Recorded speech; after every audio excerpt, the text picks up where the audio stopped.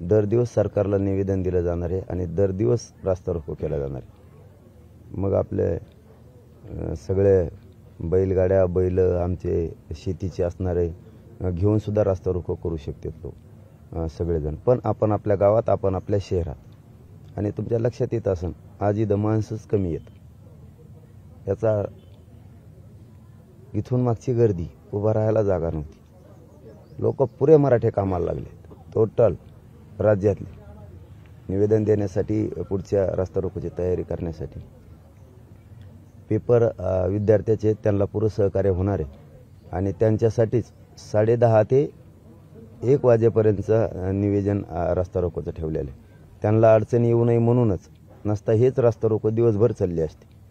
त्यांच्यासाठीच आपण 10:30 ते सकाळी 1 वाजेपर्यंत आणि याच वेळेत महाराष्ट्रात सगळ्यांनी करावं। 4 ते 7 सध्या कोणीच करू नये कारण पेपर सुरू आहेत। त्याच्यामुळं सगळ्या महाराष्ट्रातल्या गावागावातल्या मराठ्यांनी आणि शहरातल्या सगळ्या मराठ्यांनी दर दिवस सरकारला निवेदन रास्ता रोको करून द्यायचं आहे। ते सकाळी 10:30 ते 1च्या वेळेतच द्यायचे। आणि दुसरा एक विषय असा आहे की 24 तारखेला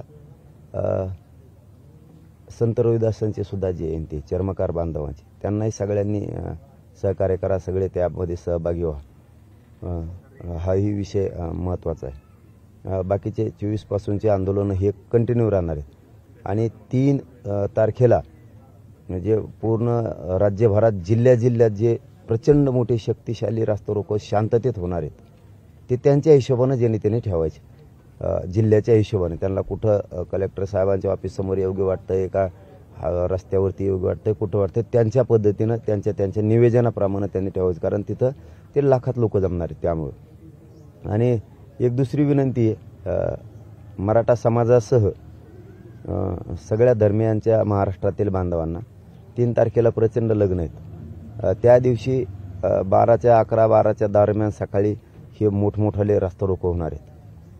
ज्यांचे लग्न आहेत त्यांना एक विनंती आहे कारण संध्याकाळचा पण मुहूर्त आहे आणि दुपारचा पण मुहूर्त आहे। आजपासून जर तुम्ही ते जर संध्याकाळच्याला ढकलायचे प्रयत्न केले दुपारचे लग्न तर रास्ता रोको करून सगळ्यांना तुमच्या लग्नाला तुम्हाला आशीर्वाद देण्यासाठी लोकांना येता येईल। दुपारचे लग्न जर आपण पुढे ढकलले संध्याकाळसाठी कारण तुम्हाला खर्च काहीच नाही आहे। जो दुपारच्या लग्नाला खर्च लागणार आहे तोच मंडप आहे तोच संध्याकाळचे त्याचा वापर करायचा आहे तुम्हाला। संध्याकाळी जर ठेवले तर तुमची गैरसोय होणार नाही आणि लग्नाला आशीर्वाद देणारे जे लोक येणार आहेत त्यांची पण गैरसोय होणार नाही कारण लोक रास्ता रोको जाणार आहेत। त्यामुळे मग तुम्हाला लग्नाला आशीर्वाद द्यायला कमी संख्या राहील। तर स्वतःहून पुढाकार घेऊन मोठ्या मनानं मराठा समाजासह सगळ्याच धर्माच्या इतर धर्माच्या बांधवांनी सुद्धा त्यांचे दुपारचे लग्न जर असले कारण लग्नात काय जात धर्म नसतो। प्रत्येक जातीचा माणूस हे त्या नवरदेव नवरीला आशीर्वाद द्यायला येत असतो। प्रत्येक जाती धर्माच्या लग्नाला मग ती जात कोणची असो सगळ्या जातीचे लोक एकमेकाच्या लग्नाला जातात आशीर्वाद देतात नवरदेव नवरीला। त्यासाठी दुपारचे लग्न मराठा समाजासह इतर समाजाच्या सगळ्या बांधवांनी संध्याकाळी ढकलले तर खूप चांगलं होईल कारण आता निवेदित 3 तारखेचं ठरलेलं आहे। त्यामुळे 3 तारखेचे दुपारचे लग्न जर संध्याकाळच्याला ठेवले तर लोकांना रास्ता रोको करून तुम्हाला आशीर्वाद येता येईल आणि नवरदेव नवरी सुद्धा रास्ता रोको दुपारच्याला सहभागी होता येईल। तुमच्यासाठी सुद्धा खूप चांगलं राहील आणि हे करावं अशी एक विनंती। 3 मार्चच्या रास्ता रोकोबद्दल जिल्ह्याच्या वतीनं येतो त्यामुळं आजपासूनच 3 मार्चच्या रास्ता रोकोची तयारी महाराष्ट्रातल्या संबंध सगळ्या मराठा समाजाने करायची। 3 तारखेचा रास्ता रोको असा झाला पाहिजे की या भारतात असा रास्ता रोको कधीच झाले नसतील। इतक्या ताकदीनं जिल्ह्यातल्या लोकांनी 3 तारखेची तयारी करा। दर दिवस यायला तर काही अडचणच नाही, घरातून उठायचं आणि रस्त्यावरती यायचं। दर दिवसचा एकदम सोपा विषय आपण आपल्या गावातून आपण करता ही सोपा विषय, पण 3 तारखेला पुरा जिल्हाच एकत्र यायचा। त्याच्यामुळं जिल्ह्यातल्या प्रत्येक मराठ्यानं 3 तारखेला त्या रास्ता रोकोत लाखोच्या संख्येने शांततेत सहभागी व्हायचे। शांतता काय असती आणि मराठ्यांची शक्तिशाली एकजूट काय असती हे दोन्ही तुम्हाला एकदाच दाखवायचे। 3 मार्चला एकाच वेळी आणि एकाच ठिकाणी तुम्हाला राज्यभर हे रास्ता रोको करायचं। त्यामुळे सगळ्यांनी बरोबर 11:30 ते 12च्या दरम्यानच रास्ता रोको आपला राज्यातला सुरूच झाला पाहिजे जिल्ह्यात। याची खबरदारी सगळ्यांनी घ्यायची। पूर्ण आजपासूनच तयारीला लागायचं आहे 3 मार्चची सगळ्यांनी। आणि दुपारचे लग्न मात्र महाराष्ट्रातल्या सगळ्या जनतेला विनंती आहे, तुम्ही संध्याकाळच्याला ढकलले तर ते बरं होईल. पाटील एकीकडे तुम्ही आंदोलनाचा इशारा दिला, रास्ता रोकोचा इशारा दिला, मात्र दुसरीकडे हा इशारा दिल्यानंतरच काही जण त्याला विरोध करतायत किंवा काही जण तुमच्यावर आरोप प्रत्यारोप करतायत. गेल्या बऱ्याच दिवसांपासून कोणी काही बोलत नव्हतं, मात्र अचानकच असं का सुरू होतं? काय तुमच्यावर आरोप करणं किंवा तुम्हाला नाव ठेवणं? कोणी केलंय? बावस्कर असतील, त्याचे ते काय बाबा आहे का ते? त्याची माहिती आली आता कालपासून. त्याचं कशाला काढता राव? ते विकत घेतलेला आहे, तो विकत घेतलेला आहे, तो ट्रॅप मधला आहे. मी काय वाईट केलं असं? चला बोला. चूक केली? 57 लाख लोकांना प्रमाणपत्र मिळाले, त्याच्यात 1.5 कोटी मराठ्यांचा फायदा झाला. चूक केली? मागासवर्ग आयोग गठीत करायला लावला, मी चूक केली? 10% आरक्षण या आंदोलनामुळे मिळालं, चूक केली?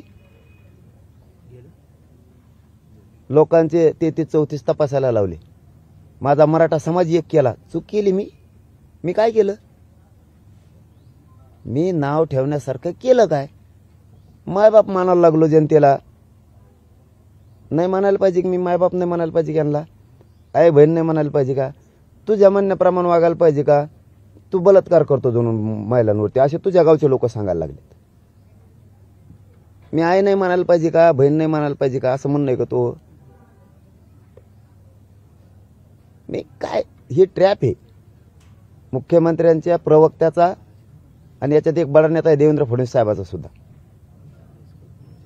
कारण ज्या कोणची त्या महिलांचा विनयभंग झालाय, तिचं मॅटर दाबलं गेलंय, ते तुझं उघडं करू, नाही तर तू जरांगेच्या विरोधात बोल, असं त्याला सांगितलं. आणि ते बच्चे भाऊ कुठे संघ येत होता, तो कोण आहे? आम्ही त्याला मोजित नाही तर गिनित नाही, ते कोण आहे? अहो साधा सोपा विषय हो, साधा सोपा, ज्याला सोशल मीडियावर सुद्धा गिनित नाही कोणी, त्या माणसाला हेड ऑफिसचे मुंबईचे चॅनल तयार झालेत घंटा घंटा बोलायसाठी. मग एवढा सरकारचा हात असल्याशिवाय होऊ शकतं का? ज्याला कुत्रं ज्याच्यावर मुतत नाही त्याला एवढाले चॅनल उपलब्ध व्हायला लागले. तो म्हणतोय का माझ्या हाताने तो पाणी प्याला असता तर मी मोठा झालो असतो, त्याला वाटतं मी मोठा होऊ नये, म्हणजे मी त्याला मोठं करायचं. आणि मग त्यांनी तिकडे जाऊन सांगायचं मी त्याचं उपोषण सोडून आलो, मी ज्याच्या बरोबर होतो त्यांना मंत्री करा. आता हे स्वप्न होतं त्याचं. ज्या महिलांना न्याय मिळाला नाही बड्या नेत्यांमुळं, महाराष्ट्रातल्या 6 कोटी मराठ्यांच्या वतीनं सांगतो, त्या ताईला खरंच जर न्याय मिळाला नसला कोणत्या नेत्यामुळं, तिने येऊन सांगावं तिला न्यायच मिळेल. हो, तिने येऊन सांगावं बड्या नेत्यामुळं जर तिच्यावर अन्याय झाला असला, न्याय देण्याची जबाबदारी मराठ्यांची आमची. तिला कसं मिळत नाही? त्याच्या लय भयान माहिती आल्यात रात्री बसून. थोडं थांबा ना. त्यांनी एक शेवटी शब्द वापरलेला आहे, तो मात्र पक्का लक्षात ठेवा मराठ्यांनी मीडियाचं बांधवांनी. त्याने एक असा शब्द वापरलाय, तुकाराम महाराजांसाठी माझं मरण आलं तरी चालन, एक बळी असा राहील की तुकाराम महाराजांसाठी मेलाय, न्याय देण्यासाठी मेलाय. ह्यो न्याय देण्यासाठी मरणार नाहीये. याने इतके लफडे केलेत आणि याने इतके कुटाने केलेले जणू की याने कोणत्या तरी संस्थाने त्याच्या नावाखाली 300 करोड रुपये जमा केले आहेत लोकांकडून. त्याचं पहिलं गाव वेगळं आहे, तिथून भिशी घेऊन पळून गेलेलं आहे तो दुसऱ्या गावात जाऊन त्याने अनेक काही धंदे केलेले आहेत नंबर 2चे. आणि त्याच्या पायी तो असाच मारणार आहे, फक्त तुकाराम महाराजांचं नाव घेऊन त्याला मारायचं. कसं मारायचं याचं बी ज्ञान असलं पाहिजे. तर जारंगेवर आरोप करायचे आणि तुकाराम महाराजांबद्दल बोलले म्हणून मारायचं. मी तुकाराम महाराजांसाठी मेलो, तू तुकाराम महाराजांसाठी नाही मारायला लागला, तू त्या महाराज शब्दासाठी डाग आहे, तू मरणारच हेस. इतके कुटाने केलेले तू, असे लोक सांगते त्यांचे. ते मरणारच हे म्हणे, ते मनानेच मरणार आहे. असं मारण्याऐवजी त्याला तुकाराम महाराजांच्या नावाखाली सहानुभूती घेऊन मारायचं. मी काय बोललोय? काय बोललो? मी देवाला मानतो, रोज कीर्तन सुरू आहे तिथं. देवाला मानत नसतो कीर्तन सुरू असते का? विद्रोही असतो तर मानलं असतं का देवा कीर्तनाला? मी वारकरी धर्माला मानतो, म्हणून सगळ्या महाराज मंडळीचा मला आशीर्वाद आहे. आम्ही त्यांच्या पाठीशी खंबीर उभा राहतो. तू जर महाराज आहे बुवाचे, हां, तू जर महाराज आहे, एवढं वारकरी धर्माला घाण घाण शिव्या दिलेल्या आहेत मागच्या 10 वर्षाच्या काळात, कुठं गेलता तू? कुठं गेलता? इतकं देवांबद्दल वाईट वाईट प्रवचनं झालेली आहेत काही काहींची, तेव्हा कुठं गेलता तू? तू महाराज आहे ना, तेव्हा कुठं? आणि मी काय म्हणलो? ते इथं आलं माहिती डोळे उघडत नव्हते. मला खरं बोलायचं सवय, माझे डोळे उघडत नव्हते. मी महाराज मंडळाच्याच हाताने पाणी पिलेलो आहे। नारायणगडाच्या महंतांच्या 40-50 महंत आले होते, त्यांचा सन्मान राखला, मी पाणी पिलो, मी कोणाचं ऐकलं नाही, पण त्यांचा सन्मान राखला, म्हणजे वारकरी धर्माला मानतो। हे तेवढ्यात आलं कानात बोलायला लागलं, मला काय माहीत, माझे डोळे उघडत नव्हते कोण आहे ते, म्हणतं मी बाबा आहे बावलटकर महाराज का काहीतरी, आणि मला लगेच ध्यानात आलं बच्चे भाऊ संग वया घेऊन पळत होतो, तुरु तुरु तुरु तुरु कुत्रा पळायल्यासारखं त्यांच्या मागं। म्हणलं याचे, म्हणलं तू मध्यस्थीला तुम्ही येत, व्याख्या द्यायला तुम्ही येत, मग सरकार संघ वाशीत बोलायला तुम्ही पाहिजेत, तुम्ही रॅलीत पायी चालणार होते, तुम्ही गेले कुठं अर्ध्यात फसून, तू झोपला होता किती दिवस, आता कशाला आलो, उठ व्यासपीठात खाली होय, कारण मराठ्यांशी धोका करणारा असंच बोललं पाहिजे ना। तर मी आदेश घेऊन आलो संत तुकाराम महाराजाचं, असंच म्हणलं संत ते मला तू शिकू नको, तू खाली होय। आणि संतांबद्दल, जगद्गुरु तुकाराम महाराजांबद्दल माझ्याकडून वाईट शब्द गेलेत। अरे मी संत तुकाराम महाराजांसमोर नाक घाशील, कान सुद्धा धरील, माफी सुद्धा मागितली काल जगद्गुरूंबद्दल। छत्रपती आणि जगद्गुरु तुकाराम महाराजांपेक्षा मोठं कोणी आम्हाला, एका सेकंदाच्या आत मी जर माझ्याकडून तर झाला असेल त्यावेळेस मला कळत नसतं। समजून घेत जा कधी उपोषण बसणाऱ्याला काय आलेत, बोलून जातो माणूस, चिडचिड असतो, त्याच्यात परेशानीत असतो, त्यात बोललो, एका धनक्यात कळायला बरोबर लगेच माफी मागितली, आणि एक दिवस मी तिथं जाऊन उपोषण सुटल्याचं पश्चाताप सुद्धा व्यक्त करत, कारण आमच्या जगद्गुरूंपुढं त्यांच्या समोर लीन होणं, त्यांना शरण जाणं काय वाईट आहे, ते का तो आहे पुढं नाही। तुला एक सांगतो, तू सरकारच्या आडून वचवच बंद कर, हा तू नाटकं करू नको, मराठ्यात दुई तोयाच्याने तर कवा पडूच शकत नाही। आणि माझ्या कुटुंबाबद्दल असल्या श्रेयावर हात टाकणाऱ्याने जर बोलला ना तर तुला सोपं जाणार नाही, तुला मराठीत सांगतोय। हा माझ्या कुटुंबाने किती त्रास भोगलेला आहे ना, मी किती त्रास भोगलेला आहे, आणि तू कोणाचं चोळून खातो हे आम्हाला चांगलं माहिती। ते माझ्या कुटुंबाच्या बद्दल आणि त्याच्याबद्दल जर बोलला ना तू आता संत तुकाराम महाराजाबद्दल, तर तुला सांगतो तुला सुट्टी नाही, तुला मराठीत सांगतोय मी। तू माझ्यावर बोल, माझ्या चुका समाजाला दाखव, तू त्या महाराज शब्दाला डाग लावू नको, तू महाराज बी नाहीये, बया धरणारा तू आई मानू शकत नाही। तुझ्या आईबद्दल, तुझ्या बहिणीबद्दल, त्यांच्याबद्दल काय नियत असणार आहे तुझी, तू हे शिकवू नको आम्हाला बाकीचं। तू बाकीचं तुला काय आरोप करायचे कर, तुकाराम महाराजांबद्दल आणि कुटुंबाबद्दल जर माझ्या कधी बोलला ना इथून पुढे तू, तर तुला सांगतो तुला सोपं जाणार नाही। मग तू माहिती आहे, मला सगळ्या माहिती मिळायला लागल्या, तो आता कुठे ते बंधू आले का नाही तिथं, एक बेंगलोरची माता माऊली सुद्धा येणार आहे, तिने ते काय केलंय म्हणून तिला तर 40 लाख रुपये घेतले, तर असंही कळालंय, ऐकू माहिती मला, ती 40 लाख रुपये सुद्धा घेतले तिने हे बोलायसाठी, म्हणून एवढ्या गाड्या घेऊन मुंबईत जातो। अहो एका दिवसात याला एवढ्याला चॅनल उपलब्ध होते कसे, मग 19 वर्ष गेले तरी हे चॅनल मला उपलब्ध नाही झाले। 19 वर्ष संघर्ष करतोय मी, तुला एका दिवसात, आणि घंटा। आणि सरकारलाही सांगतो, आणि तो जे नेत्याबरोबर पळतो त्यालाही सांगतो, आणि शिंदे साहेबाचा प्रवक्ता त्याच्या मागं त्यालाही सांगतो, आणि कोण बडा नेता आहे त्याच्या मागे त्यालाही सांगतो, तुमच्यामुळं, तुम्ही जर याला साथ दिली तर याच्यामुळं तुमच्या पक्षाचं वाटलं होणार आहे। अरे सलाईन कम पळायला लागली कुंकड,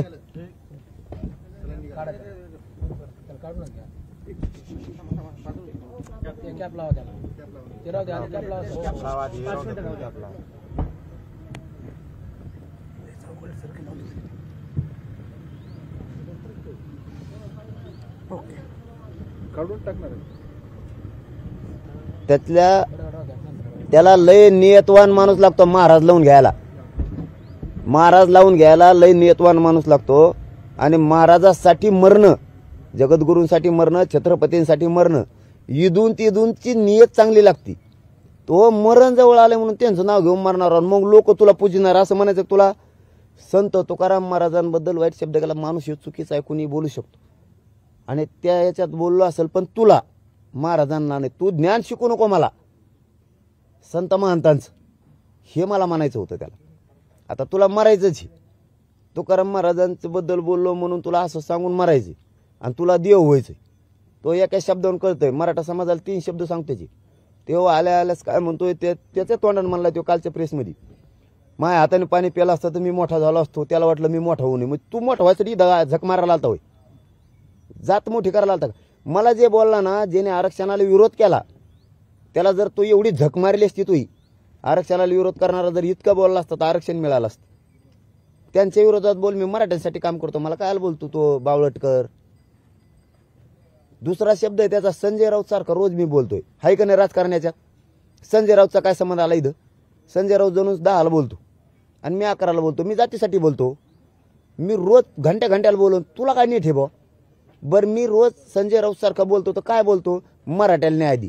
तो म्हण नाही, मी नाही म्हणायला पाहिजे, याचा अर्थ सरकारची सुपारी आहे का नाही? सरकारची सुपारी आहे का नाही? तू कोण सांगणारा?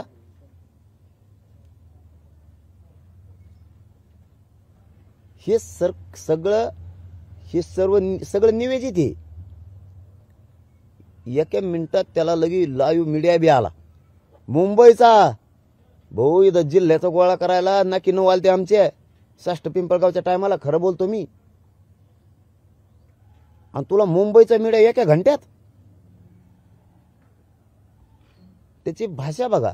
माझ्या हाताने पाणी प्यायला असता तर मी मोठा झालो असतो, त्याला वाटतं मी मोठा होऊ नये. संजय राऊत सारखा रोज बोलतो म्हणजे संजय राऊतचं काय? याचा अर्थ तो देवेंद्र फडणवीस शिंदे साहेबाची सुपारी घेऊन आलाय. लोक जे म्हणते तो 40 लाख रुपये घेतले, खरं असू शकतं. मग आरोप नाही लोकांचा आहे. त्याच्याच गावातले लोक लिहून टाकतात यांनी विनय भंग केला आमच्या गावात. आमच्या गावात पुरी इज्जत घातली यांनी, पण बड्या नेत्यामुळे हे वाचलाय. यांनी कशाला महाराजात नाव लावायचं बरं? कशाला महाराज नावाला डाग लावतो? संत महंतांना काय टाकतो? आता कुठेतरी मराठा एक झाला आणि संत महंत एक झाले. हे दोघांची शक्ती भक्ती एक झाली. याच्यातून लय मोठी क्रांती होणार आहे उद्या. तू काय फूट पडतो? तू कोणचा बाबा आहे? तू कोणचा बाबा आहे? सगळे पुण्यातले लोक काय काय तुझ्याबद्दलचे सांगतात. लय पुरावे येणार आहेत त्याचे. थोडं थांब. आणि याच्यामुळे तो मारणार आहे. लय जणांचे पैसे उचकेले जाऊन त्यांनी कोणत्या तरी शाळेच्या मंदिराच्या नावाखाली, आणि तो याच्यात मरणारच आहे. मग त्याला काहीतरी संधी पाहिजे. तर हे तुकाराम महाराजांना असं बोलले म्हणून मी मरायला बी तयार. तुला कोण मारणार आहे? तुला कोण मारणार आहे? इतक्या नालाय काला. आणि तुला मरून देव व्हायचं असं स्वप्न आहे. तो स्वप्न मी कोण पूर्ण करणार? आणि आमचं ऐकत नाही, त्याला अक्कल नाही. तुला ऐकत नाही म्हणून मला अक्कल नाही. आणि मला अक्कल नाही तर 1.5 करोड मराठ्यांना आरक्षण कसं काय मिळालं आत्तापर्यंत? मराठ्यांवरचा अन्याय बंद कसं काय झाला? जातीवाद कमी कसं काय झाला? जे ओबीसीत आरक्षण देणार नव्हते म्हणत नेते सरळ कसं काय झाले? आणि मला अक्कल नाही तर तू कसा झक मारायला येत होता का त्यांच्या संग? बच्चे भाऊ संग कशाला येत होता रे? पिशा घेऊन कशाला येत होता? आमच्या संग तू काय काय खात होता? कोणत्या हॉटेलमध्ये? कसं सांगायला नव्हतं आम्हाला? तो आजा काय करत होता? तो बाप काय करत होता? तो सासरवाडी कुडली. तुला बी लेकरं आहेत, मग ते बी काय काय करतेत. लोक सगळं काढायला लागले. तू कशाला नालायकपणा करायला लागला? तुला मग एवढी सूच नाही, फक्त बाकी नाही. संत तुकाराम महाराजांची आडून तू बदनामी करायचे थांब. कारण तो सरकारची सुपारी घेतलेली. तू सरळ बोल. तुकाराम महाराजांची आडून बोलू नको. संत तुकाराम महाराजांना आणि वारकरी धर्माला बदनाम करू नको. तू सरकारच्या ट्रॅपमध्ये येस. तू त्यांची बाजू घेऊन बोलतोस. तू बिनधास्त बोल. तुकाराम महाराजांच्या आडून बोलू नकोस. त्यांच्याबद्दलची मी माफी मागितली. त्यांच्या पुढं मला काय नाक राखडायचं, काय जगद्गुरू पुढं करायचं? मी एक छोटा भक्त आहे त्यांचा. हा, मी शरण जाईल, मला काय करायचं तरी. त्यांच्या आडून तो बोलायचं नाही. सरकारकडून तू सरळ बोल मला काय बोलायचं. दुसरं कुटुंबावर इथून पुढं जर शब्द बी काढा तो तुला सोपं जाणार. तुला सरळ सांगतो, माझ्या कुटुंबाबद्दल तू सर नाही करू शकत. माझ्या कुटुंबाची त्यांच्या नकाची बी सर नाही करू शकत. ते कुणी बोलल्याशिवाय बोलत नाहीत. आणि मीडियाच्या बांधवाला विनंती माझी, मी पहिल्यापासून सांगतोय, कुटुंबाला विचारत जाऊ नका. ते भावनिक आहेत बिचारे. हा, ते समाजासाठी पण भावनिक आहेत आणि एक बाप म्हणून माझ्यासाठी पण भावनिक आहेत. असल्या नालायकाला काय कळणार आहे कुटुंब म्हणजे काय? ज्याला माता बहिणीचाच तो विनय भंग करतो, याला आई काय कळणार आहे? स्वतःची बहीण तरी याला काय कळणार आहे? याला लोकांच्या भावना, समाजाच्या भावना कळूच शकत नाहीत. याला बच्चू कडू संपवायचे. याने एका नेते सुपारी घेतली. याच्यामध्ये शिंदे साहेबाचा बी प्रवक्ता आहे. सगळ्यांचा हिशोब क्लिअर होणार आहे. पण सगळ्या सोयरींची अंमलबजावणी झाल्या. सगळ्यांचा हिशोब क्लिअर होणार आहे यांचा. आणि ह्या असल्या चिल्लर लोकांमुळं, भांडुगळामुळं ह्या महाराज नावाला डाग लावायला लागले. ते सरकारला एवढं तरी अक्कल पाहिजे. सरकारला डाग लावायला लागले. मराठा समाज उलट असल्यामुळं सरकारवर रोष व्यक्त करायला लागलाय. किती भंगार सरकारने हाताखाली धरून माझ्यावर ट्रॅप रचलाय. बरं ट्रॅप रचायला मी केलंच काय मला हे कळत नाही. मी काय वाईट केलं?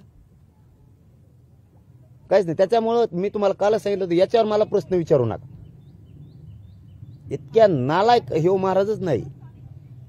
कारण देऊचे आळंदीचे महाराज लोक सुद्धा आता सगळा खूप पुरा मी बोलायला नाही पाहिजे आत्ताची पुरं येऊस तर सगळेजण त्याच्यावरती पुरावे देणार आहे. कोणत्या दर्यावर हे कोणत्या डोंगरावर का कशावरती तिकडचे सुद्धा निरोप आलेत की कोणत्या दर्यावर नाही येन कोणत्या डोंगरावर नाही येन याचा संस्थानाशी भंडारदाऱ्याचा काही संबंध बी नाही.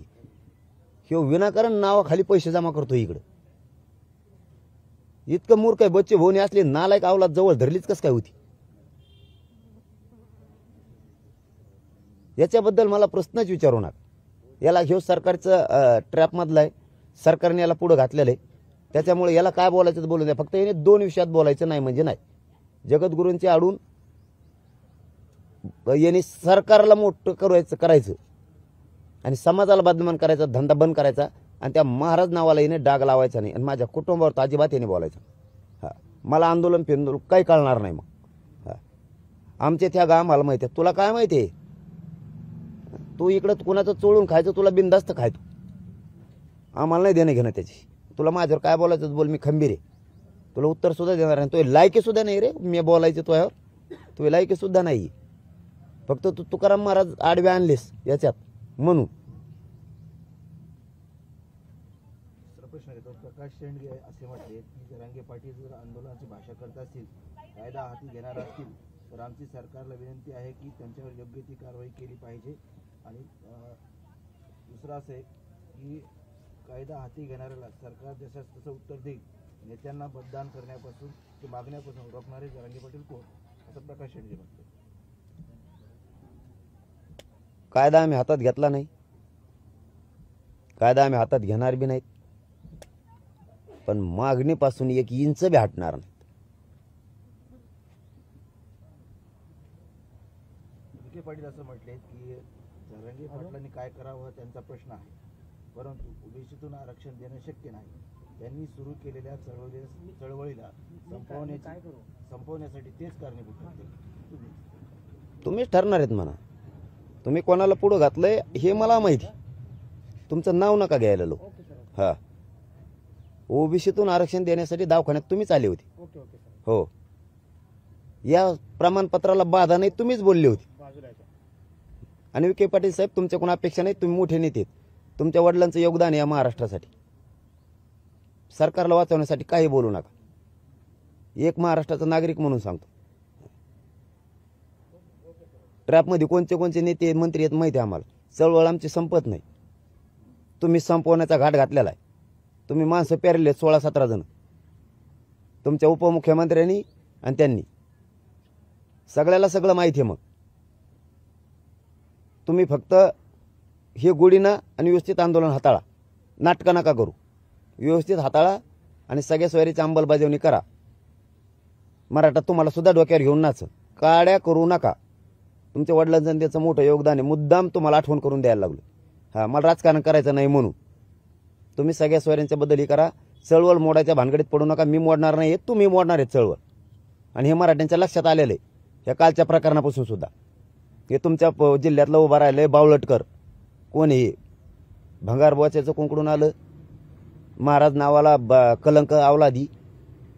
काही बोलतोय कुंकड. पण असे पाठबळ पुरायचे शिकलात काय तुम्ही? हे शिकवितात तुम्ही लोकांना कार्यकर्त्यांना तुमच्या जिल्ह्यातल्या लोकांना हे शिकविता का तुम्ही आंदोलन मोडायसाठी?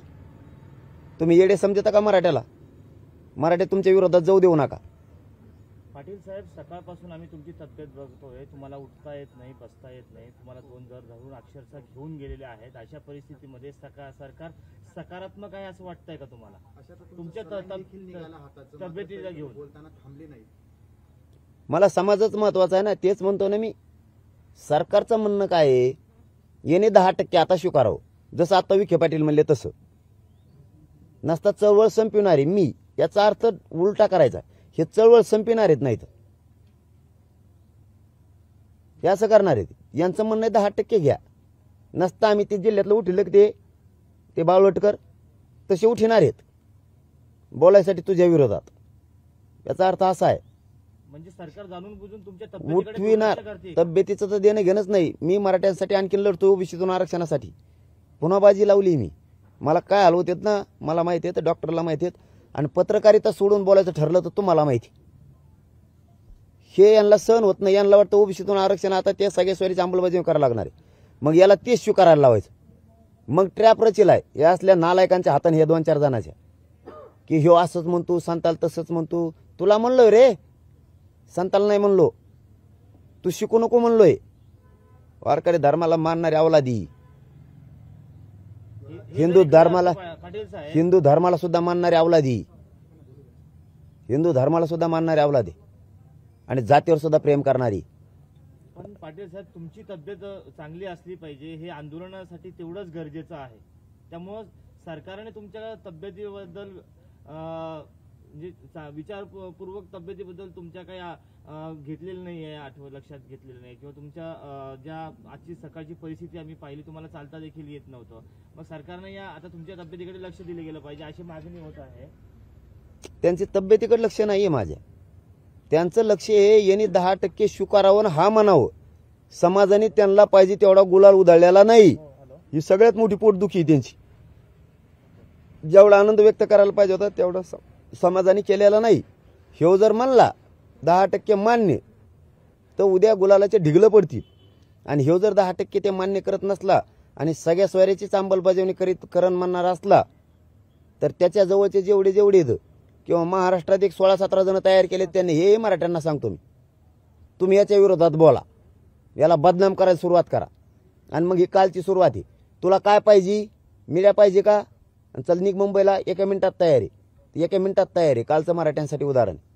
1 मिनिटात, ज्याला सोशल मीडियावर कुत्रंही चिरीत नाही, तो माणूस ह्या कायकीच हेड ऑफिसच्या चॅनलवर, आणि एवढं मोठमोठाले व्यासपीठ चॅनलचे त्याच्यासाठी उभा राहिलेत. लहान व्यासपीठ नाही ती मुंबईतली, हे चॅनलचे व्यासपीठ उभा राहिले डायरेक्ट त्याच्यासाठी. हे ट्रॅप आहे. मग मला असं बदनाम करायचं नाही, तर मग मी 10% स्वीकारायचं.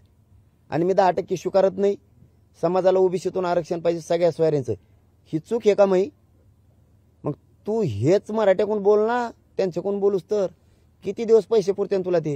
आणि तो लेकरं बागळा वाकडे तिकडे होते ना मराठ्या लोकांचं खाल्ल्यावर, आणि मराठ्याला बदनाम करायला गेल्यावर शाप लागन ह्या लोकांचा तुला. तो महाराज नावाची तर काढीच लागन, पण तो लेकरं सुद्धा वाकडे तिकडे होतील असं खाल्ल्यावर. हे गोरगरिबाचं मी माझं पूर्ण जीवपणाला लावलाय ह्या समाजासाठी. मी पोट महापूर आत वाढायला लागतं तेव्हा मग एक शब्द बाहेर पडतोय. तू माझ्या त्यागाबद्दल, माझ्या ज्ञानाबद्दल बोलूच शकत नाही.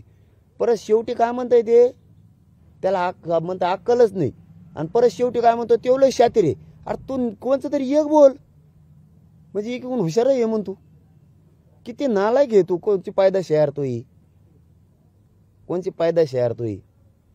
तू इतका मूर्ख. महाराज नाव घेऊन जाल. मला एवढं वाईट वाटलं काल, की तू संत तुकाराम महाराजांच्या आडून मला संपवायला, म्हणजे माझ्या जातीला संपवायला. आणि तू मरणार आहेस. तू म्हणतो मी मला मारणार आहेत. तू मरणार आहेस. मारणार नाही तुला कोणी. फक्त तुला तुकाराम महाराजांचं नाव घेऊन तुला एक असं नाव ठेवायचंय की तुकाराम महाराजांसाठी एक जण मेलाय, तुकाराम महाराजांना न्याय द्यायसाठी. आम्ही खंबीर आहेत ना महाराजांना न्याय द्यायला. बोलून देईन त्यांच्या विरोधात कुणी बी. आमची पायदास कशाला आहे? कोणात हिंमत आहे ना देशात तुकाराम महाराजांबद्दल, जगद्गुरूंबद्दल बोल म्हणा.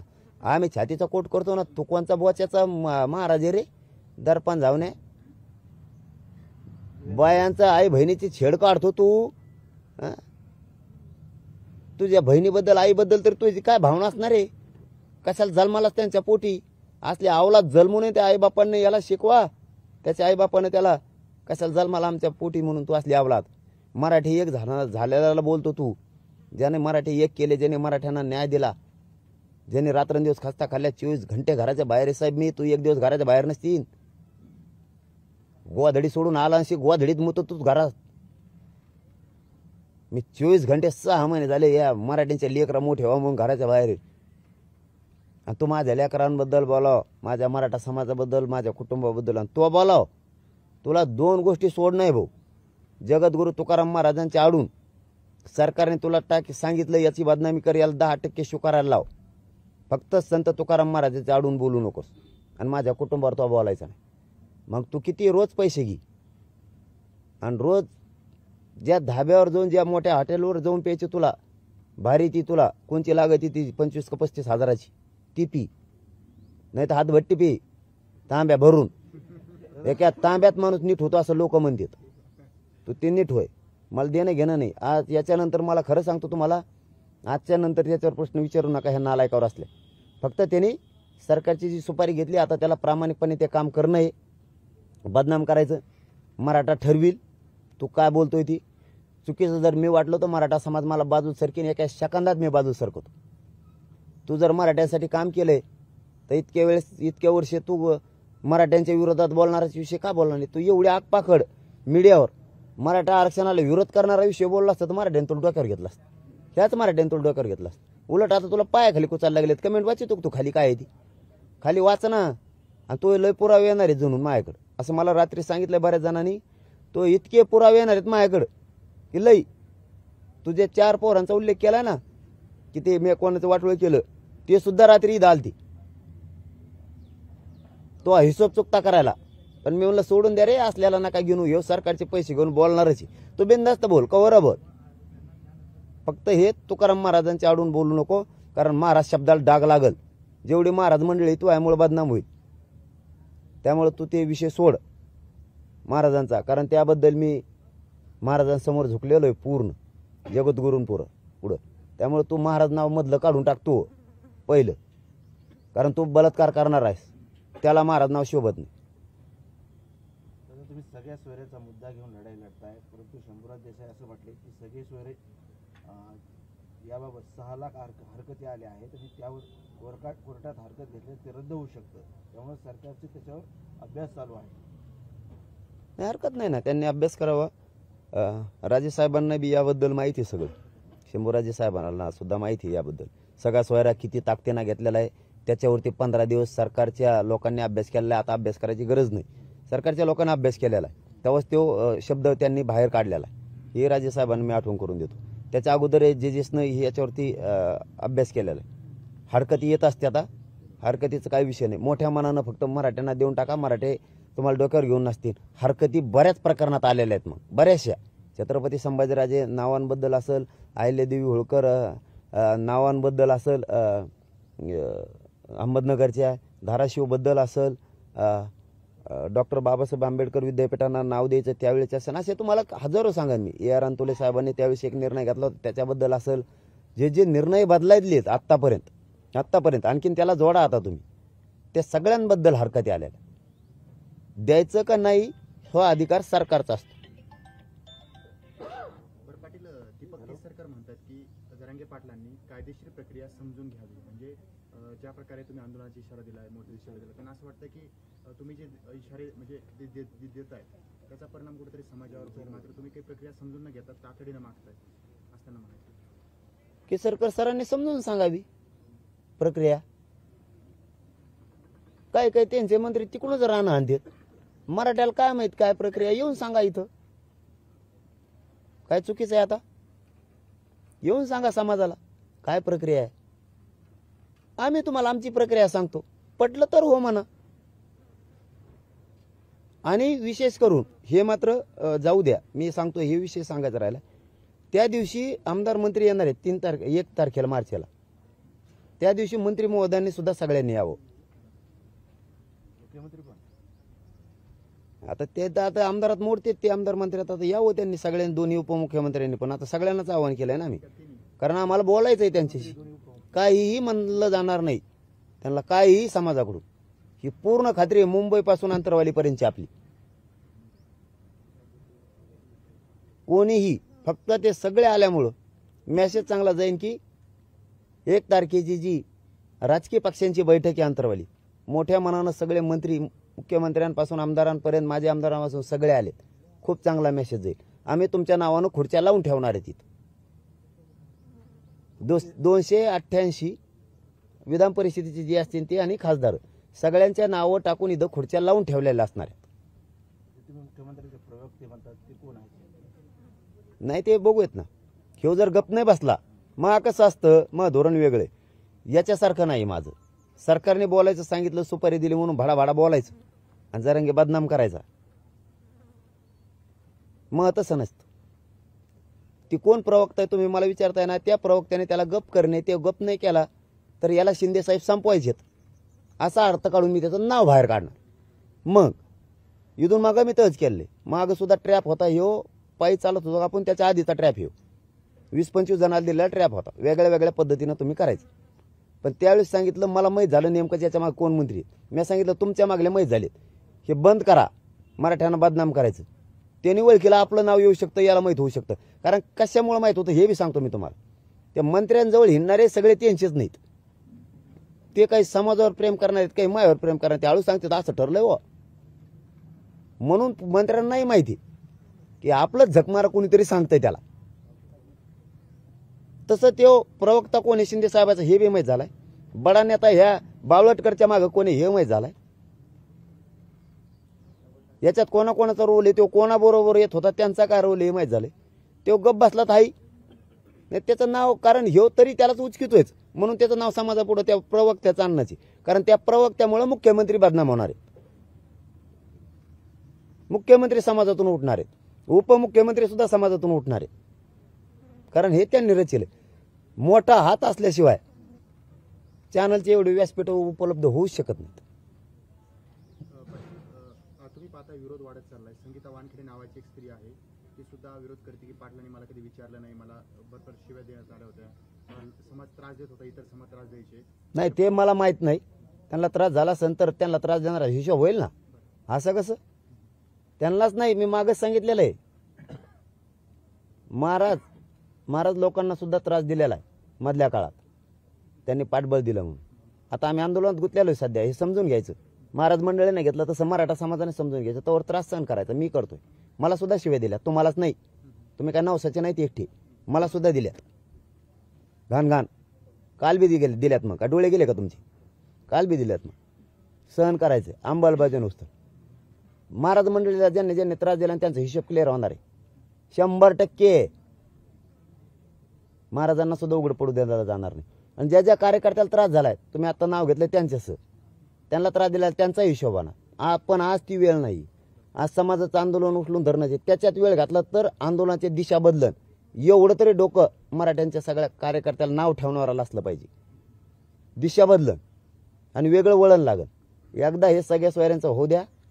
एकदा मराठ्यांना ओबीसीतून आरक्षण मिळू द्या. मराठे मोकळे झाले, आम्ही मोकळे झालो. त्रास देणाराचा हिशोब क्लिअर होणार. नुसतंच काहीतरी सोशल मीडिया हातात दे म्हणून बराळायचं म्हणून बोलायचं, लय शहाणपणा असल्यासारखं भूमिका नाही निभवायची. लयच अतिशहाणे मला लय ज्ञानी नाही वागायचं. तुमच्या मग ह्या फटकळपणामुळेच तुम्हाला कुणीच जवळ करी नाही. थोडं विचारपूर्वक वागायचं. याच्यावर बोलायचं, त्याच्यावर बोलायचं, त्याच्यावर बोलायचं. तो या बाजून कोण येईन रे? मग कोणाला तरी एकाला धरून राहावं लागतं, कोणाला तरी बोलावं लागतं. याच्यावर उचक, त्याच्यावर उचक. तुला मोठं लागून गेले का तुम्ही कुणी? त्याने आकपाखड केले नसतं होत. ते समजून सांगावं लागतं. मला इथं त्रास झालाय, हे जाणून बुजून दिलाय. मराठीच्या ताकद आहे ना नीट करायला त्यांच्यात. पण तुम्ही वाता वाता वाता वाता वाता बोला ना, त्यांनी लोकांना वाटतं हे गेलेले आहेत कामातून. मापात सांगायचं, समजून सांगायचं. तरी शब्द आहे आपला. महाराष्ट्रातल्या ज्याला ज्याला त्रास झालेला आहे आणि ज्याने दिला त्याचा हिशोब क्लिअर होणार आहे.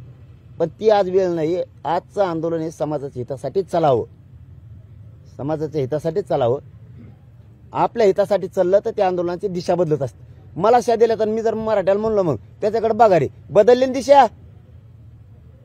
दिशा बदलायची नसते स्वतःच्या स्वार्थासाठी. तसं तुम्हाला त्रास झाला असेल, सध्या नको.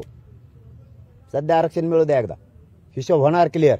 ज्या मराठ्यांच्या कार्यकर्त्याला त्रास झालाय ना त्यांचा सगळा हिशोब क्लिअर होणार. आणि महाराज मंडळीला एकाच शब्दात त्यावेळी सांगितलं 1.5 महिन्यापूर्वी, तुम्हाला त्रास झाला आम्हाला माहिती, पण आज जर आम्ही बोललो दिशा बदल, त्रास सहन करा या जातीसाठी. तुम्ही त्यांनी मान्य केलं, करतो आम्ही त्रास सहन. पण त्यांना शब्द दिलेला तुम्हाला ज्याने ज्याने त्रास दिलाय फोन लावून फेसबुक व्हॉट्सअपवर त्याचा हिशोबच क्लिअर करणार आम्ही. तुमच्या बाजूनं महाराज मंडळीच्या बाजूनं ताकदीनं आम्ही उभा राहणार. 1.5 महिन्यापूर्वी शब्द दिलेला आपण त्यांना. पाटील, तुम्ही 10% स्वीकारलं नाही याचा एक राग आहे का? किंवा त्यानंतर तुम्ही ज्या मागण्या मांडल्या, तुम्ही जे काही आंदोलनाचा इशारा दिलाय, त्यानंतर हे ट्रॅप जो आहे तो अधिक सक्रिय झालाय का? हो. त्यांना राग सरकारला कोणचा आहे? मी हे 10% हो म्हणावं आणि समाजावर हे बळच लादावं. आणि तुम्ही क्या ज्या मागण्या केल्या आहेत त्या आम्हाला द्यायच्या नाही आहेत असा याचा अर्थ होतो आणि आम्ही तर त्याच घेणार आहे. आणि तो राग आहे म्हणून यांनी ट्रॅप सुरू केला. मला ह्या ट्रॅपने फापणे काय होत नाही, काय होत नाही. मला माहिती आहे 20 जण बोलणारच आहेत. 3 जण बोलून झाले त्याच्या आधी, ह्यो चौथा आहे. आणखी 16-17 जण राहिले ते बोलणार आहे. मी चुकीचं काही करतच नाही.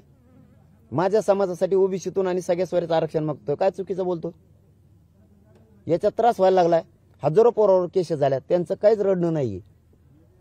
मग तुम्हाला ओली तिली कोणी बोललं इतर म्हणून तुम्हाला काय लगे एवढंही झालं? सहन करा ना, मिळूस तर मिळाल्यावर बघू ना, मिळाल्यावर बघू. आणि आपण एक शब्द हटत नाही, आपला स्वभाव वेगळा आहे. पण तुम्ही नाही माहिती होऊन बोललात तिकडच, त्याचा अर्थ असा होतो तुम्ही शहाणे येत, स्वतःला शहाणे समजता. समाजाचं देणं घेणं नाही तुम्हाला. तुमच्यावर अन्याय झालाय तोच दूर झाला पाहिजे, समाजाचं वाटोळख व्हायना, अशी भावना त्याचा अर्थ असा होतो. मला शिवे दिलेले किती दाखवू? मला तर कोयत्याने तुडीन म्हणले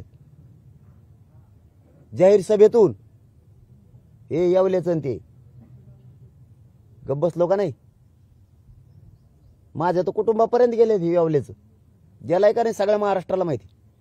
तरी मी माझ्या स्वार्थासाठी समाजाचा वापर नाही केला. मग तुम्ही बी त्रास सहन करा ना जरा समाजासाठी. जमाना काय घेऊ ना बदला, हिशोब क्लिअर होईल. त्याच्यात हजारो पोरावर केसेस झाल्यात, तरी पोरं सहन करतात आज समाजासाठी. एकही आगपाखड करत नाही. हजारो राज्यात केसेस झाल्यात, ते म्हणते जातीसाठी झाली, बघू आरक्षण मिळाल्यावर. याला म्हणतात मराठ्यासाठी आंदोलक. काही असली माझ्या हाताने पण नाही पेलं, सरकारचं ते बावलटकर आणलं कुठून येडपट बोचायचं ती, आणि माझ्या हाताने पण पेला पेला असतात. मी मोठा झालो, तू मोठं व्हायसाठी आलो झक माराली इकडं तिकडं. चांगलं कीर्तन सांग ना, गाथा वाचव,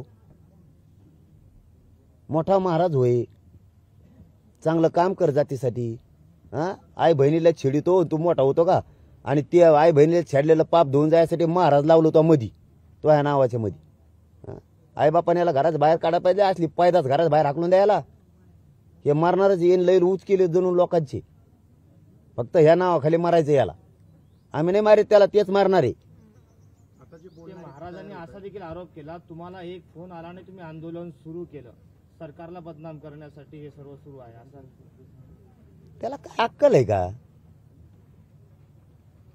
त्याला काय अक्कल आहे का? अरे कोणाचा फोन आला ना, एक काम करा ना, मग सगळे ट्रॅपवर आहेत फोन माझ्या शेजारचे, तुमच्या सहित पत्रकार असून बी माझ्या संग काय बोलाता, तुम्ही मला काही ज्ञान शिकता का? तसे माझे बी 100-150 आहेत. काढ की तो आता बापच झालाय तो सरकारचा सध्या. आता 2-4 दिवसासाठी फक्त मीडियावर बोलायला सांगितलं तुला. मग आता यंत्रणा कोणाच्या हातात दे, सायबर क्राईमला काढायला लावा. मला जर एखादा नेता म्हणला ना तू आंदोलन कर, या क्षणाला उठतो मी इथून, या क्षणाला उठतो. काय पाहिजे आणखी? काय तो काय शब्द बोलावा बिट्यानू? मी म्हणतो याला सरकार मोठं करणार आहे आणि याला कुचिणार बी. बघ म्हणा तो होत आहे का नाही. तू आपला शब्द ध्यानात ठेवतो. तो वापर करायचा वापर करणार, तो मुंडक्यावर आपटिणार असं वरून टांगड्याला धरून खाली. बघ तू मग हा शब्द ध्यानात ठेवतो. तो उलट मराठ्याच्या बाजून पाहिजे होता तू, जर मराठ्यासाठी काम केलं तर. आणि तो बलात्काराचे पाप धुवायसाठी मग आरोप करायला लागला का तू? येड पडतोय दलिंदर धवून सगळ्या दुनियाचं तू. पाटील, आंदोलनाची दिशा भरकटवण्यासाठी अशा लोकांना जाणीवपूर्वक पेरलं जातंय का, किंवा हे होतंय का? आंदोलन भरकटत नसतं. मी मायबाप मानलंय, यांना मायबापच मानलंय, त्याने मला पोरग मानलंय. आणि मी वाईटच काय केलं त्यांच्या नजरेसमोर म्हणून ते मला सोडणार आहेत. त्यांना सरळ दिसतं नाही काय वाईट केलंय. 1.5 करोड लोकांना आतापर्यंत न्याय दिलाय. मराठ्यांवरची जी दहशत होती ती पुरी निघून गेली. तिसरी गोष्ट मराठी एक झाली. चौथी गोष्ट आयोग वाढला. 5वी गोष्ट 10% आरक्षण बी मिळालं. ज्याला घ्यायचं त्याला व्हायना पण मिळालंयच. मुलींना मोफत शिक्षण झालंय. कित्येक तरी पोरांना नोकऱ्या लावल्यात. मी ते ईबीसीतून बाहेर काढलेल्याला 63,000 शिक्षकांचा प्रश्न सोडलाय. अरे माझ्या ध्यानात सुद्धा नाही इतकं कामं केलेत. कोपर्डीचा अर्ज सुद्धा करायला लावलाय. कैत्येक सांगावं मलाच मायात लक्षात नाही. हे वाईट काम केलं का मी? आणि तू सांगत होती चांगलं आहे का? माझ्या हाताने पाणी प्यायला पाहिजे होतं, मी मोठा झालो पाहिजे. तू मोठा व्हायसाठी पाणी प्यायचं का मी? ह्यो ट्रॅप आहे का? आणि हे बोलणार तू जगद्गुरू तुकाराम महाराजांच्या आडून त्यांचा आसरा घेऊन. एवढ्या मोठ्या जगद्गुरूचा आसरा तू घेणार मराठी संपवायसाठी आणि सरकारचं ऐकायसाठी. सरकारने 10% मी मान्य करावं म्हणून तो एवढा मोठा आसरा घेणार. काय काय नालक पायदा जन्मल्या राईबापाच्या पोटी तो ही. पण या लोकांना काय सल्ला द्या? काही सल्ला फल्ला काही नाही. फक्त जगद्गुरूंच्या आडून सरकारचं स्वप्न तो साकार करायचं नाही. तू सरळ बोल माझ्यावर. आणि ते आरोप करणार आहे मला माहिती कवर. हे आंदोलन सगळ्या सोयऱ्याबाबत सुरू आहे. मी उद्या म्हणून द्या सगळ्या सोयऱ्यांच्या बद्दल आंदोलन नाही करायचं. शिव परदिशीच बंद झाला पाहिजे. कारण ट्रॅपच संपला. याचा अर्थ होतो 10% स्वीकारलं. आणि मी तर तुला सांगतो मी तर बरच तर हटत नाही बरं ओबीसीच घेतल्याशिवाय. तुलाच नाही सरकारला सांगतो. तुला ज्या बापाने उभा केला ना तुला बाप जो झालाय ना त्याला सांगतो ओबीसीतून घेतल्याशिवाय सुट्टीच नाही. ट्रॅप आणि फ्रेप तर मोजितच नाही मी. आणखीन 16-17 जण आहेत दादा. आणि त्या 16-17च्या मागचे बी मंत्री आमदार मला माहिती आहेत कोणी. मी बी टप्प्याटप्प्यात नावं बाहेर काढणार. ज्या क्षणाला तुम्ही म्हणताय की अजून 16-17 जण आहेत त्यामुळे आता कट कारस्थानीची भीती तुम्हाला समोर दिसते. नाही फक्त माझी जी अस्मिता आहे मी ज्या समाजाला मायबाप मानतो त्यांच्या आडून लपून आणि ज्या वारकरी धर्माला मी मानतोय त्यांच्या आडून लपून माझ्यावर वार करू नका. सरळ वार कर. त्यांच्या आडून लपू नको. त्यांच्या आडून वार केला की माणूस भावनिक होत असतो की माझा वारकरी धर्म संप्रदाय बदनाम नाही झाला पाहिजे. तिथं माणूस मागं सरकत असतो. छत्रपतींच्या आडून वार करणं तिथं माणूस मागं सरकत असतो. माझा राजा बदनाम नाही झाला पाहिजे. जनतेच्या आडून बोलायचं माझी जनता बदनाम नाही झाली पाहिजे तिथं मी मागं सरकतो. असले वारं नको करू. तुला जी सरकारची भूमिका करायची तुझे बाप सरकारला मानले तो हा बाप सोडून तो स्वतःचा तर तू मान रोज काय हरकत नाही. कारण मी वाईटच काही केलेलं नाही. तुम्ही गुन्हे मागे घेतले नाही. मागे तुम्ही एकदा बोलला होता की आम्ही देखील मग अपील करूयात. आमच्यावर देखील अन्याय झाला ह्युमन राईट्स मध्ये. बघूया देवेंद्र फडणवीस साहेबांवर विश्वास आमचा आणखी नाही. घेते गुन्हे अंतरवालीसह महाराष्ट्राचे मागं त्यांचा शब्द आहे घेतील ते. नाहीतर मग ओढू. आदेश देणारा सहमती ओढू. ओढणारच सोडणार नाहीत आम्ही सुद्धा. 650 पोलीस जातोय त्याच्यात. आदेश देणारा सहित. आदेश देणारा मंत्री बी आम्हाला माहिती. आदेश देणारा मंत्री माहिती आणि त्या मंत्र्याने कोणाला विचारलं असं देऊ का ते माहिती. गृहमंत्र्यापासून सगळे वाढणार आम्ही मध्ये. मग तुम्ही 2 दिवसाचा अल्टिमेटम दिला होता की सरकारला या 2 दिवसाचा त्याचं काही तुम्हाला सरकारकडून काही संपर्क नाही काहीच नाही. संपर्क नाही करा नका करू. सगळ्या सोयऱ्यांची अंमलबजावणी पाहिजे. त्याशिवाय माझा मराठा हटत नाही. 24 पासून आंदोलन सुरू शांततेत.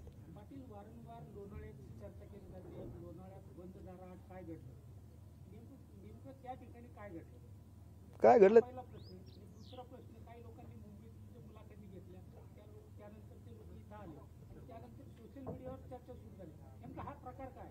काय चर्चा झाली मुंबईतली? लोणावळ्यातलं सांगतो पण मुंबईतलं म्हणजे दोन्ही संघच सांगतो.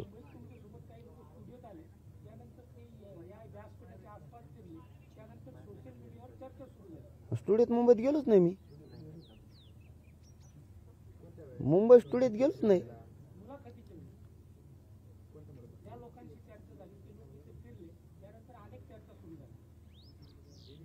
मला प्रश्नच नाही कळाला पण पहिल्याच आधी उत्तर देतो. लोणावळ्यात काही झालं नाही. लोणावळ्यात रात्र होती आणि लोणावळ्यात इतका गारा होता भयानक. आणि मी असा वाळकोंजा माणूस आपल्याला नाही सहन होत. आणि तिथं नाही व्यासपीठ बोलायला. मी तिथं म्हणलो आपण समाजात चर्चा करू. तिथं आलेले फक्त अधिकारी होते मंत्री नव्हता.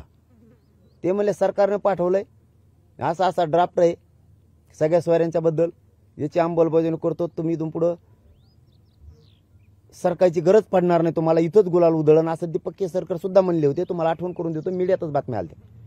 मग त्यांच्याशी मी चर्चा केली. म्हणलं हे ड्राफ्टच मला मान्य नाही राव पण आपण बाहेर चर्चा करू. तेवढ्यात बाहेर एक 20-25 हजार पोरं बसलेली होती. त्यांनी एक घोषणा अशी दणकून दिली. ते म्हणले बाहेर नको बा. त्यांची पातळच झाली त्या अधिकाऱ्याची. ते म्हणले काय बोलायचं तर आताच बोलू. आणि आतलं मान्य नाही झालं ते बाहेर येऊन सांगितलं. आणि काय आता ते व्यासपीठ नसल्यावर 4 भीतीत नाही बोलावं. आता खोली 4 भीतीच नसतील केवढीची असते. आणि बरं मी तिथं मॅनेज झालो मग मागच्या दारातून घरी आलो असतो का नाही. मुंबईला काय पुढं मुंबईला काय पुढं. आणि मग तिथं मॅनेज झाल्यावर अधिसूचना घेईन का? कायद्यात बदल करण्यासाठी अधिसूचना घेईन का राज्यपालची? तसाच माघारी येईन ना. मग आणि आता अंमलबजावणीसाठी फाईट आहे. अहो साधा प्लॉट जरी खरेदी करायचा असला जमीन तरी 15 दिवसात जाहीर प्रकटन द्यावं लागतं. मग कायद्यात दुरुस्ती करायची त्यांना 15 दिवसात जाहीर प्रकटन द्यावं लागतं. ह्यो ट्रॅप आहे दादा. सरकारने तुम्हाला आणि इथं उपोषणाला बसन का मग मी त्याच्यानंतर येऊन जीव जाळीन मरण काही दात. आता काय होतं माहिती काय काय सुचलं आत शरीरात. अधिसूचना काढली सरकारने, मात्र अंमलबजावणी होत नाही. काय अडचणी असतील सरकारला? तुम्हाला काय वाटतं की अंमलबजावणी करण्यासाठी, कायदा करण्यासाठी अशा काहीच अडचण नाही. त्यांना ते 10% मराठीवर थोपवायचं आणि मी ते थोपू देत नाही म्हणून ते मला आता दुश्मन मानायला लागले. आणि दुश्मन मानून याला संपवायचं काही करून आता हे त्यांचा डाव आहे. आणि मराठीच ते संपवून देत नाहीत. त्यांचं दुसरं एक स्वप्न होतं 10% दिल्यावर या राज्यात भयंकर आमचा उदो होईल. झाला नाही. मग आता पोटदुखी राहणार ना असं काय करता. एवढं मोठं राज्य आहे, एवढी मोठी प्रतिष्ठा आहे त्यांना आणि एका मराठा त्यांच्या बाजूने बोलाना. त्यांचे सुद्धा कार्यकर्ते त्यांच्या बाजूने बोलानात. त्यांचे कार्यकर्ते त्यांच्या बाजूने गुलाल टाकीनात. अहो साहजिक अपमानच हे नाही हो. मराठ्याला ते आरक्षणच मान्य नाही. मग हे कोणामुळे तर माझ्यामुळं. मग याला आता बदनाम करा. पैसा विषय आपल्यापासून चिल्लर असतो. दुसरी गोष्ट सगळे साधनं हे सगळे ऐकण्यातले सरकारचे आहेत. मग हे उपलब्ध करून द्या त्यांना, बोलून द्या बिनधास्त. मग ते आपल्याला लागले बिनधास्त बोलायला. पण चूक समाजाला दिसना ना माझी. समाज कवा माझ्यापासून लांब जाईन माझी चूकच दिसत नाही. धन्यवाद. चला. आणि त्याच्यावर विचारित जाऊ नका आता. ते ते ही येते त्याला सरकारनं विकत घेऊन त्याला सुरू केलंय. आणि असं केल्यामुळं सरकार काय होणार आहे माहिती आहे तुम्हाला. सरकार त्याच्यामुळे डॅमेज होणार आहे पुरं. आणि तो ज्या नेत्या संघ फिरला तो डॅमेज होणार आहे. त्या संघ कोण प्रवक्ता उभा राहिला तो बी मराठ्यांच्या नजरेतून पडणार आहे. आणि ज्या प्रवक्त्यानं आणि ज्या बड्या नेत्यानं नगरच्या त्याच्या पाठीमागे हात ठेवलाय तो नेता सुद्धा हा शेतकरी नेता बी त्याच्या मागे एकूण तरी ते बी त्यामुळं तो सरकारला 100% संपवणारी मोठी जात आहे मराठीची. ही जात तो सरकारपासून लांब घालणार आहे. मग सरकार करायला गेलं मला बदनाम. पैसा उडाला सरकारचा. सरकारला फायदा व्हायचा त्याच्यामुळे तोटा होईल. ही जात पुरी बाजू जाईल. म्हणून सरकारनेच उलट त्याला बाजू सरकायला पाहिजे की तो ह्यामुळे आम्हीच आता बदनाम व्हायला लागलो ते एवढ्या मोठ्या समाजातून. आणि ते कोण प्रवक्ता आहे ना त्याच्यामुळे मुख्यमंत्री बदनाम व्हायला लागले. त्या प्रवक्त्यालाच मुख्यमंत्र्यांनी सांगितलं तो ह्यामुळे कशाला समाज लांब घालतो आणि त्याला कायला पुढं घातलं. म्हणून त्याचा प्रश्न विचारू नका. त्याला काय बोंबलायचं तर बोंबलून द्या. ते सरकारनं उभा केलेला आहे. सरकारला बदनाम व्हायचं असलं तर सरकार त्याला बोलायला लावी सारखं. आणि मराठा जर सरकारच्या बाजून ठेवायचा असला तर सरकार होणारे पुढचे ट्रॅप बी बंद करीन आणि याला बंद करीन. कारण माझं ट्रॅप रचण्यासारखं कामच नाही. आणि मराठा समाज मला सोडून देईल असं मग कामच नाही. त्यामुळे दोन्ही स्वप्न सरकारचे कवाच पूर्ण होणार नाही. कवाच. आणि कधी न मिळणारं 75 वर्षातलं मी समाजाला कमीत कमी जीव जाळून मिळवून दिले. त्यामुळे समाज आयुष्यभर बाजूला जाणार नाही आता. हे तरी लक्षात ठेवा त्यांनी. 100% लक्षात ठेवा त्यांनी सरकार. हे ट्रॅप जर त्यांना बंद करा. त्याचे प्रश्न खरंच विचारू नका. त्याला बोंबलं नाही काय बोंबलायचे. ते तुकाराम महाराजांच्या आडून जर आणखीनच बोलायला लागला जगद्गुरूंच्या माध्यमातून तर महाराज मंडळी त्याच्या विरोधात जाणार आहे राज्यातली. पाटील शेवटचा प्रश्न तुम्ही नेहमी म्हणतात की नाही पत्रकार परिषद संपली ना. मी जनरल सांगितलंय तुम्हाला.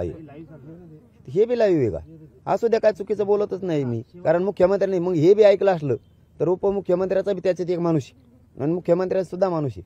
ते जरा सांगतील हे कशाला तुम्ही पुढं घातलं हे असलं गाचपानं. सगळा मराठा समाज बाजूला चाललाय. कारण एक बडा नेता आहे नगरचा बी याच्यात. हा मग आता तो नाहीच थांबला तर मग ते काढत लागणार आहे बाहेर. प्रवक्ता मुख्यमंत्र्याचा कोण आहे तो बी बाहेर काढायला लागणार आहे मला. तो जर नाहीच थांबला तर. कारण हे त्यांच्याच जिल्ह्यातले आहेत आणि यांनीच हे उभा करून दिलेले व्यासपीठ सगळं. आणखीन 16-17 जणांना उभा करून देणार आहेत. पण याच्यातच आता जर त्यांनी समज घेतली सरकारने याच्यातच तर बरं होईल की हे 3 ट्रॅप अगोदर झाली त्याच्या गावावर 3 जण आहेत तरी फायदा नाही झाला.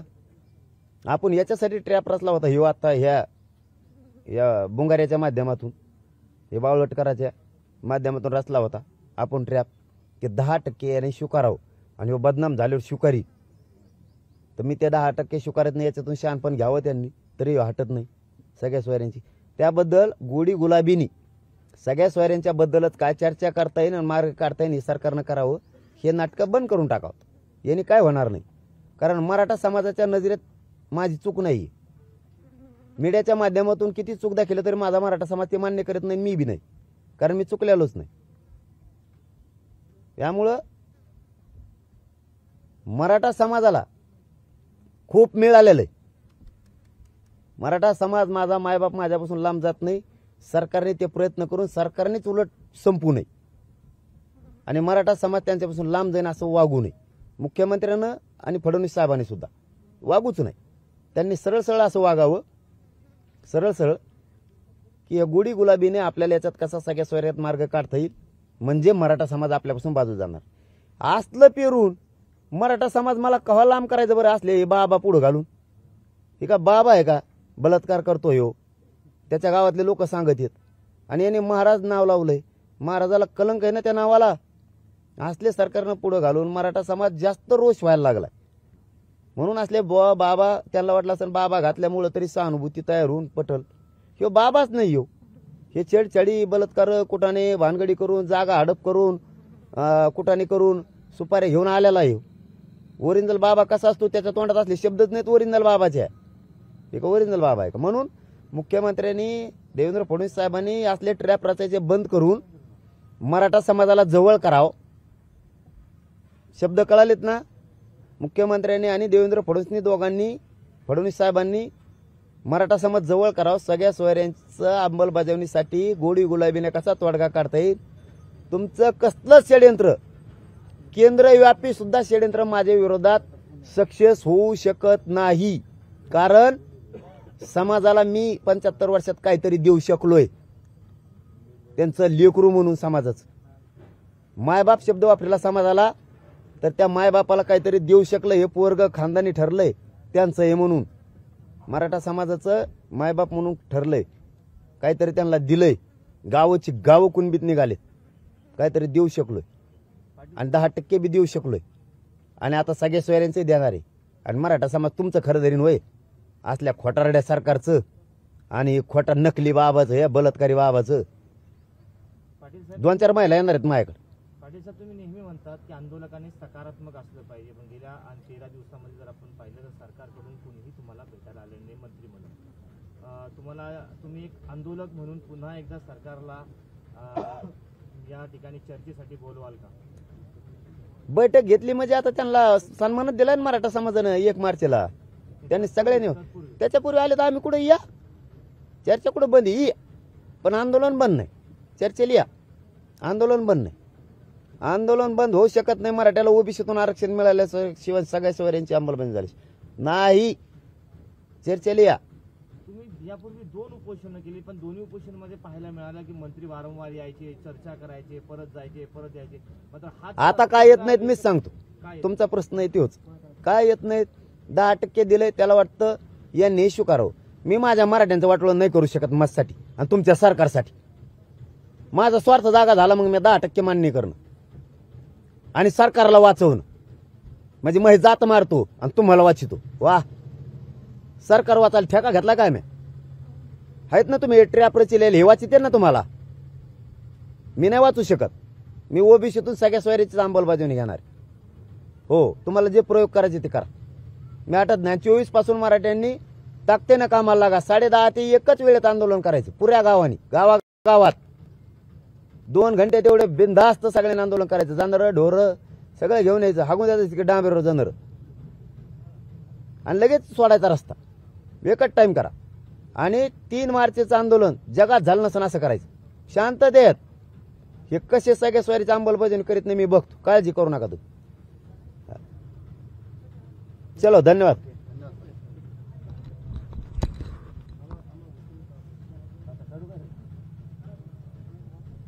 अरे मला एक माहिती मिळाली तर थांबा ती सांगायचं राहिली. आता माझ्या ध्यानात आली. अरे मी काय कॅम्प्युटर नाही ना कॅसेट टाकली की माझ्या दमान ध्यानात येत. ती रात्री एक अशी माहिती आली की त्याला हे म्हणायच्या अगोदर, या बाळवटकरला म्हणायच्या अगोदर त्यांना सांगितलं होतं तो हाताने पाणी प्याला तू तिथं मोठा नाही झाला ना, मीडियाच्या माध्यमातून आम्ही मोठं करतो तुला. कर तुला आरोप काय करायची ती. कोण म्हणलाय ते बी सांगितल्यावर ते सांगायचं मला बंद होईल ना. मला सांगणारा बंद करीन ना. त्यांना कोणी सांगितलं असं? हा, मग आता ती ट्रॅप बंद नाही झाल्यावर ते बी काढतो ना. मग टप्प्याटप्प्यात असतं. एकदाच उरकीत नाही मी त्यासारखं सगळं. अशी अजून तुमच्यावरती काही हे आणि मी त्याला दोष देत नाही. पुन्हा सांगतो, मी त्याला दोष नाही देत. त्याच्या मागं जे उभं राहिलेत ना त्याचं करिअर मराठी संपवणार आहे. प्रवक्ते, मुख्यमंत्र्यांचा प्रवक्ता, याच्यात मुख्यमंत्र्याचाच हात आहे, मग आम्ही त्यांना पुढे घेणार. याला दोष देऊन उपयोग नाही. हे जाळ्यात गुतलं आता, हे जाळ्यात गुतला आता, हे बलात्कारी बाबा हे जाळ्यात गुतला आता पक्का त्यांच्या. हे जाळ्यातून बाहेर निघत याला जेल लटकी देते आता. मग त्याला आता मला विरोधच करणार आता, त्यामुळे तो करणार आहे. आणि पुढच्या काळात आम्हाला मुख्यमंत्री आणि उपमुख्यमंत्र्याचे माणसं आहेत त्याच्यात, मग त्यांची नावं घ्यावं लागणार. पाटील, पुन्हा एकदा विचारतो, या ट्रॅपमध्ये मुख्यमंत्री आणि उपमुख्यमंत्री यांच्या नेत्यांची नावं तुम्ही घेतलेली नेमकी कोणाची आहे? नाही हो ना, मुख्यमंत्री मग 4 थोडेच आहेत. मुख्यमंत्र्याचा प्रवक्ता आहे, कालपासून सांगतोय ना मी याच्यात. त्यात एक बडा नेता बी आहे. पण फडणवीस साहेबांनी आणि मुख्यमंत्र्यांनी हे बंद करावं. गोडी गुलाबीनं सगळं होत असतं. सगळ्या सोयऱ्यांचा मार्ग कसा काढायचा काढा. ट्रॅप रचून उपयोग होणार नाही. त्याला तुम्ही मोठं करता मीडियातून, पण मराठ्याने मानलं पाहिजे त्याला. बलात्कारा बाबाला ज्याला काही कळा ना, आई बहीण आणि महाराज लावले स्वतःला. याची आईबद्दल आणि बहिणीबद्दल सुद्धा नियत चांगली नसणार आहे.